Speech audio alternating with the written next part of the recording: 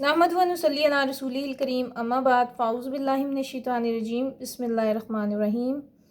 अस्सलाम वालेकुम व रहमतुल्लाहि व बरकातुहू।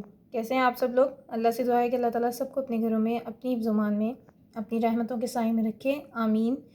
आज हम सूरह बकरा की आयत नंबर 221 का तर्जुमा और तफसीर पढ़ेंगे। अपना सबक शुरू करते हैं।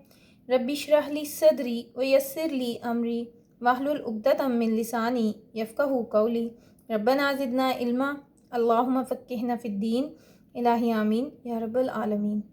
सूरह बकरा है, आयत हमारी 221 और पारा है हमारा दूसरा। वला और ना तनकीहू तुम निकाह करो अल मुशरिकाती मुशरिक औरतों से हत्ता यहाँ तक कि यउमिन्ना वो ईमान ले आएँ। वला अमातुन और लोंडी मोमिनातुन मोमिन खैरुन बेहतर है मिन मुशरिकतिन मुशरिक औरत से या मुशरिक आज़ाद से वलो और अगरचा आजबतकुम तुम्हें वो ख्वाब बेहतर लगे। वला तुनकिहू और ना तुम निकाह में दो अलमुशरिकीना मुशरिक मर्दों के हत्ता यहाँ तक कि युमिनु वो ईमान ले आएँ। यानी यहाँ पे मुशरिक मर्दों की बात हो रही है कि उनके निकाह में भी अपनी मुस्लिम जो औरतें हैं उनकी ज़ौजियत में नहीं देनी। वल अब्दुन और ग़ुलाम मोमिनुन मोमिन खैरुन बेहतर है मिन मुशरिकिन मुशरिक मर्द से या मुशरिक आज़ाद से वलो और अगरचा अजबकुम वो ख्वाह तुम्हें कितनी ही भली क्यों ना लगे। ठीक है, भले क्यों ना लगे। उलाइका यही लोग यद ऊना पुकारते हैं या बुलाते हैं इलन नारी आग की तरफ वल्लाहु और अल्लाह ताला यदऊ बुलाता है इलल जन्नती जन्नत की तरफ वल मग़फ़िरतिन और बख्शिश की तरफ भी इज़्नी ही अपने इज़्न के साथ या अपने हुक्म के साथ अपनी मेहरबानी के साथ वयुबय्यिनु और वो बयान करता है आयाती ही अपनी आयात लिन्नासी लोगों के लिए लअल्लहुम ताकि वो यतज़क्करून नसीहत हासिल करें। एक स्ट्रेच में इसका तर्जुमा देखते हैं। और मोमिन और मुशरिक औरतों से जब तक ईमान ना लाएं निकाह ना करना, क्योंकि मुशरिक औरत ख्वाह तुमको कैसी ही भली लगे उससे मोमिन लोंडी बेहतर है। और इसी तरह मुशरिक मर्द जब तक ईमान ना लाएं मोमिन औरतों को उनकी ज़ौजियत में ना देना, क्योंकि मुशरिक मर्द से ख्वाह वो तुमको कैसा ही भला लगे मोमिन ग़ुलाम बेहतर है। ये मुशरिक तो लोगों को दोज़ख की तरफ बुलाते हैं और अल्लाह अपनी मेहरबानी से बहिश्त और बख्शिश की तरफ बुलाता है और अपने हुक्म लोगों से खोल खोल कर बयान करता है ताकि नसीहत हासिल करें। देखिए, हमने ये जब आयत शुरू की तो वला तनकीहू था, मतलब ये कि ना तुम निकाह करो। ठीक है, यानी आदमी जो है वो अपना निकाह जो है वो खुद कर सकता है। ठीक है, वली के बगैर आदमी का निकाह हो सकता है, तो इसलिए यहाँ पे बात हुई वला तनकीहू ना तुम निकाह करो। लेकिन जब औरतों की बात हुई तो यहाँ पे आ गया वला तुनकीहू, ना तुम निकाह में दो या ना तुम निकाह करवाओ। ठीक है, तो इससे एक बात ये भी पता चलती है कि औरत का निकाह होने के लिए औरत का वली का होना बहुत ज़्यादा ज़रूरी है। ठीक है, औरत के वली के बगैर औरत का निकाह नहीं होता। ठीक, इसकी तफसीर की तरफ आ जाते हैं। अब यहाँ पर अक़साम बिर में बहुत सारी चीज़ें जो पूरी हो चुकी हैं। ठीक, अब ये आयत इससे अगली जो आयत है ना वो माशरती ज़िंदगी जिसमें निकाह, तलाक, हैज़, इद्दत, रज़ात, दूसरी शादी, यानी वो मामलात जो सरासर किसी के ज़ाती और निजी मामलात लगते हैं ना, अल्लाह ने वो दुनिया की सबसे ज़्यादा पढ़ी जाने वाली किताब में खोल कर बता दी है कि दीन सिर्फ वजीफ़े पढ़ने का नाम नहीं है, दीन सिर्फ बरकत के लिए पढ़ी जाने वाली किताब का नाम नहीं है।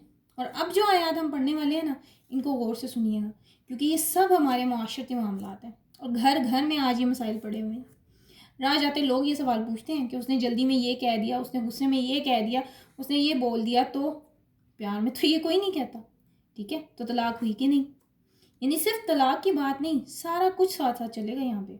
अभी तो पहले निकाह की बात होगी, फिर उसके बाद तलाक की। लेकिन बहरहाल मैंने आपको एक अलर्ट दे दिया है कि आप तरतीब से सुनेंगे तो इंशाअल्लाह ताला बात आपको समझ आएगी, क्योंकि किसी भी मुआशरे का एक बहुत बड़ा यूनिट जो है वो निकाह होता है। ठीक है, और निकाह एक ऐसी चीज़ है जिस पर ज़िंदगियाँ खड़ी की जाती हैं। ठीक, तो बहरहाल पीछे आयत शराब जुए से इज्तनाब की थी, ज़कात की थी, यतीमों की बात थी, और अब इस आयत में शादी की बात हो रही है। ठीक, और ये इस्लाही माशरा के संगे बुनियाद का तीसरा रुख है। किसी भी माशरे में निकाह मामला बहुत बुनियादी हैसियत रखते हैं। कोई घर कब बनता है? जब निकाह होता है। ये तो अलग बात है ना कि निकाह भी अब एक खेल ही बन गया है, तो जब कोई माशरा अमन सुकून का गवारा होता है तो इसमें बुराइयों से बचना और नेकियों पर अमल करना भी आसान होता है, और उसके नतीजे में फिर मग़फ़िरत और जन्नत का असूल भी आसान हो जाता है। اور جب کوئی معاشرہ جو ہے وہ فتنہ اور فساد کا شکار ہو جاتا ہے نا تو بالکل کہانی بدل جاتی ہے. ٹھیک, آج نکاح مشکل, زنا آسان. کیوں؟ یاد رکھیں ایسا ہی ہونا ہے. غلط جگہ نکاح, غلط نسلیں پروان چڑھیں گی. یہ آج بھی آپ دنیا میں دیکھ رہے ہیں ادھر ادھر سے. تو ان آیتوں میں ایک اصولی بات کی گئی ہے. اور اب ذرا سا اس کا سنیریو بھی لے لیں, باقی ڈیٹیلز جو ہیں اگلی آیتوں کے ساتھ ساتھ چلیں گی کیونکہ یہ موضوع جو ہے وہ آگے کافی ہمارا چلنا ہے ابھی. تو جب بات ہوئی یتیموں کی تو ساتھ ہی اس کے سوال آنا چاہیے تھا بیواؤں کا. اور اب جب بیوہ کی بات آئے گی تو جو فوت ہوا اسے پتہ نہیں کہ وہ مسلمان بھی ہے کہ نہیں. ٹھیک, آپ سوچیں یہ سارے جو سوال ہیں نا اس جگہ پر اٹھ رہے ہیں جہاں مسلمان اور مشرک مل جل کر رہتے تھے. مدینے کی بات ہو رہی ہے نا, گلی محلے کا تعلق. آپ کہتے ہیں یہ میری فلاں تو بچپن کی سہیلی ہے. ٹھیک, یہ جی فلاں کا گھر ہم نے کرائے پر لے لیا ہوا ہے, یہ فلاں کے ساتھ میں اسکول میں پڑھتی تھی. تو دور رہ کر جیسے سعودی عرب میں رہ کر یا کسی دوسرے ملک میں رہ کر لفظ مشرکہ یا شرک کرنا کوئی اور سینیریو دیتا ہے نا. ہمارے یہاں تو ایسے لوگ جو غیر مسلم ہونا ان کے کھانے کے برتن بھی پہلے تو یہ ہے کہ وہ علیحدہ کر دیے جاتے ہیں.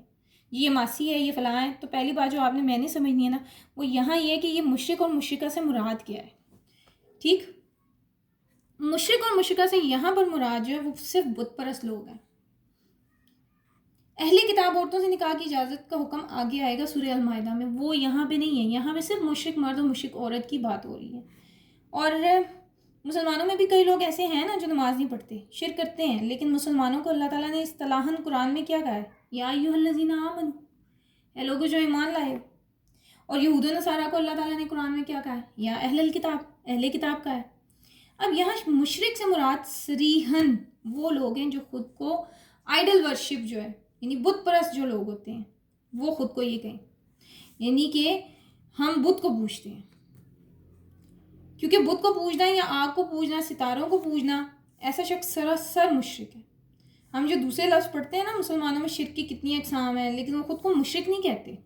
اب یہاں ایک بات اور بھی سمجھ لیں کہ کھلے عام ایک عورت جو خود کو مشرکہ کہتی ہے نا یعنی اسلام نہیں ہے, یعنی اشہد ان لا الہ الا اللہ و اشہد ان محمدن رسول اللہ, اس کا انکار. بس یہ مسلمان کہلانے والے کچھ گروہوں میں بھی ہو سکتا ہے. یاد رکھیں اللہ کے نبی کے بعد کسی اور نبی کو مانیں تو وہ کیسے اشہد ان محمدن رسول اللہ کہیں گے. ٹھیک ہے, پھر اسی طرح نبی کے صحابہ کو اگر برا کہا جائے تو عقیدے میں تو شرک ہے نا صریحاً, تو وہ بھی اسی حکم میں آئے گا. اللہ تعالیٰ نے یہاں یہ ساری باتیں کر دیں کہ یہ کچھ ہے تو ادھر منع کیا. یہ بہت بڑی بات ہے. آپ دیکھیں کہ گھر کے اندر سے ہی تو سوچیں نکلتی ہیں. شادی بیاہ کے اثرات زندگیوں میں آتے ہیں, تعلقات پر, روایات پر, مذہب پر تبدیلیاں آ جاتی ہیں. عورت مرد کو اور مرد عورت کو متاثر کرتے ہیں. ایک کی سوچ دوسرے پر, دوسرے کی سوچ پہلے پر جائے گی. آپ دیکھیں جب گاڑی میں دو مختلف برانڈس کے پہیے لگا دیں, ایک تیز دوڑنا چاہے گا, ایک آہستہ بھاگے گا. ایک کی لائف ٹائم 5 سال ہے اور دوسرے کی 5 مہینے ہیں, تو گھر نہیں چلتا.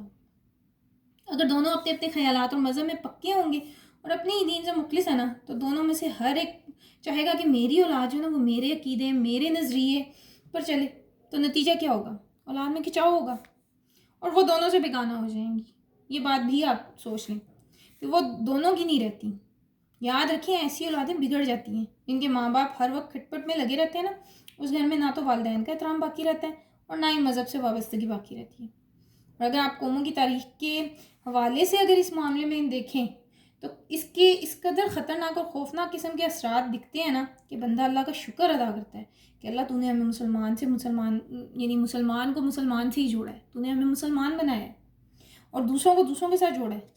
تو اللہ تعالیٰ نے مسلمانوں کو ایک بہت بڑی تباہی سے بچا لیا. یہاں پہ بنی اسرائیل جو کہ ماضی کے مسلمان تھے, ان کی دین کی بربادی اور ان کی قومی ہلاکت کے بڑے بڑے حادثوں کا ایک بہت بڑا سبب جو ہے وہ کیا تھا, ان کا بت پرست قوموں میں شادی بیاہ کرنا تھا, جو کبھی بھی توحید کا کوئی اثر قبول نہیں کرنا چاہتے تھے. اور مسلمانوں کی تاریخ بھی کھول کے دیکھ لیں, یہ جو ہم بگڑے ہوئے ہیں نا, آپ پڑھیں کبھی مغلیہ خاندان اور نوابوں کا دور, جب غیر مسلم عورتیں داشتائیں بنا کر اور حرم بنا کر محلوں میں داخل کر دی گئیں, مسلمانوں کی نسلیں بگڑ گئیں. ایک بادشاہ نے اپنے نفس کی خواہش پوری کرنے کے لیے کسی بت پرست عورت کو گھر میں بلا لیا, بس وہ تو پھر ایک جراثیم چھوٹا سا چھوٹا. مسلمانوں کی تاریخ اللہ کے اس حکم سے بغاوت اور لاپرواہی کے نتیجے میں داغدار ہے.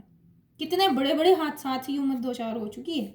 آپ دیکھیں مغلیہ سلطنت میں ہندو راجاؤں کے ہاں سیاسی مصلحت کے تحت شادیاں کروائی جاتی تھیں. وہ فائدے دینے لینے کے لیے اپنی اپنی عورتوں کی شادیاں کرواتے تھے. یہ کسی وجہ سے مان لیتے. نتیجہ کیا ہوا کہ ہندوؤں کے عقائد, ان کے وہم, ان کی رسمیں, ان کی عبادات کے طریقے مسلمانوں میں آ گئے ہیں. اور مغربی قوموں نے ہمیشہ اس چیز کو ایک بہت بڑے ہتھیار کے طور پہ استعمال کیا ہے، اور اسی کی طرف اشارہ کیا گیا ہے کہ اولئک یدعون الی النار. دیکھیں نا، جو آگ کو پوچھتا ہے وہ آپ کو بھی آگ کی طرف ہی بلائے گا نا، ٹھیک. جبکہ اللہ تعالیٰ واللہ یدعوکم، اللہ تم کو بلاتا ہے کس طرف؟ مغفرت اور جنت کی طرف. یعنی مشرق اور مغرب کا فرق ہے اس میں، مسلمانوں کی سوچ میں اور کافروں کی سوچ میں، مشرقہ اور مومنہ کی سوچ میں، ٹھیک. تو ایک گھر میں جنت کے اور جہنم کے دو مسافر اکٹھے نہیں رہ سکتے. کیسے رہ سکتے ہیں آپ خود سوچیں. اب ایک گھر میں ایک ہی منزل کے دو مسافر ہوں گے تو گھر بنے گا نا، ورنہ دو میں ایک کام ہوگا، دو میں سے یا تو گھر چھوٹے گا یا دین چھوٹے گا. گھر بچاتے ہوئے دین پھر بگڑ جاتا ہے، پھر کہتے ہیں کہ جی میں نے تو گھر تو نہیں بگاڑنا نا، میاں کو تو ناراض نہیں کرنا، اور وہ کہتے ہیں جی میں نے تو اب بیگم کو ناراض نہیں کرنا، تو پھر ملی بھگت رہتی ہے. تو پھر یا تو جنت گئی یا دنیا جہنم بن گئی. تو اللہ نے یہاں ایک جنرل اصول بتا دی ہے. باقی ساری ڈیٹیلز ہم انشاءاللہ آگے پڑھیں گے. اللہ سے دعا ہے کہ اللہ ہماری اصلاح کر دے، اور ہمیں یہ چوائس بھی دے دی ہوئی ہے اللہ تعالیٰ نے، اور ہماری یہ چوائس ہے. آج ہمارے ینگ بچوں کو جو ویسٹرن کنٹریز میں ہے نا، یہ ایسی جگہوں پر ہیں جہاں بہت سارے کلچر مکس ہیں. یہ موضوع بیٹھ کر سمجھانے والا ہے. شادی سے پہلے، بلوغت سے پہلے یہ موضوع سکھا دیں، کیونکہ یہ باتیں جو ہیں یہ ہمارے دین کی بیس ہیں. ہمیں خود نہیں پتا، کیونکہ ہم خود قرآن سے دور ہیں، تو ہم اپنی اولادوں کو کیا سمجھائیں گے یہ باتیں، ٹھیک ہے. تو اگر ہماری اولادیں یہ باتیں سمجھ لیتی ہیں تو انشاءاللہ تعالیٰ ان کی دنیا بھی سنور جائے گی. خاص طور پہ وہاں پر جہاں پہ یہ ویسٹرن کلچرز اور ویسٹرن کنٹریز جہاں پہ بہت سارے کلچرز اکٹھے ہیں. بلکہ آپ ویسٹرن کنٹریز کیا کہتے ہیں، آپ ہمارے پاکستان میں دیکھ لیں، ہمیں خود دین کا نہیں اتنا پتہ. مجھے کسی نے پوچھا کہ یہ جو عورت ہے یہ اپنا نکاح، یہ میں ابھی آپ کو بتایا بھی یہ ولی کے بارے میں، اکثر لوگوں کو یہ نہیں پتہ. یہ جو کورٹ میرجز ہوتی ہیں یا لڑکیاں جو بھاگ کے شادی کر لیتی ہیں، تو کیا وہ ولی کے بغیر ہی کرتی ہیں نا؟ تو وہ نکاح جائز نہیں ہے، وہ نکاح نہیں ہے. مرد ولی کے بغیر نکاح کر سکتا ہے، لیکن عورت ولی کے بغیر اپنی مرضی سے نکاح نہیں کر سکتی. قرآن کی اس آیت میں بھی اس کی بہت بڑی دلیل ہے. یہاں پہ کہا گیا نا ولا تنکحوا، نہ تم نکاح میں دو، ٹھیک ہے. تو یہ مسلم مردوں کو کہا گیا ہے، ولیوں کو کہا گیا ہے کہ اپنی جو عورتیں ہیں تمہاری، جن کے تم ولی ہو، ان کی شادی جو ہے ان کو کسی مشرک مرد کے نکاح میں مت دو، ٹھیک ہے. اللہ سے دعا ہے کہ اللہ تعالیٰ ہمیں دین کی صحیح سمجھ عطا کر دے اور اس پر چلنا اور اس کو سمجھنا ہمارے لیے آسان کر دے. آمین. اللہ تعالیٰ سے یہ بھی دعا ہے کہ اللہ ہم پر رحم کرے اور امت کو اس تباہی سے بھی بچا لے. وما علینا الا البلاغ. جزاکم اللہ خیرا کثیرا. اللہ آپ کو اس کا بہترین اجر عطا کرے. السلام علیکم ورحمۃ اللہ وبرکاتہ.